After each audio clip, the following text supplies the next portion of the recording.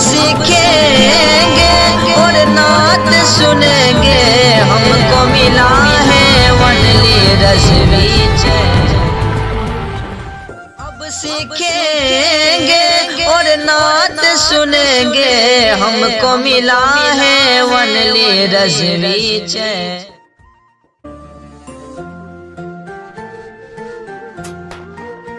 अब सीखेंगे और नात सुनेंगे, हमको मिला है वनली रज़वी चैन। हमारा चैनल सब्सक्राइब करें और बेल आइकन दबाना ना भूलें। सब्सक्राइब करें ओनली रज़वी चैनल को और दबाएं बेल आइकन को लेटेस्ट वीडियो सबसे पहले देखने के लिए।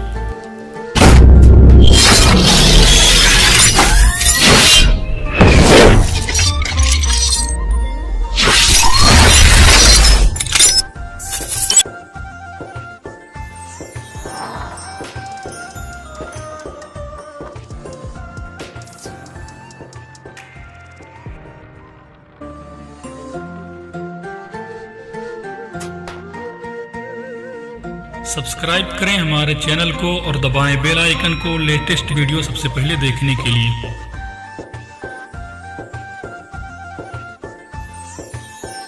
सब्सक्राइब करें हमारे चैनल को और दबाएं बेल आइकन को लेटेस्ट वीडियो सबसे पहले देखने के लिए।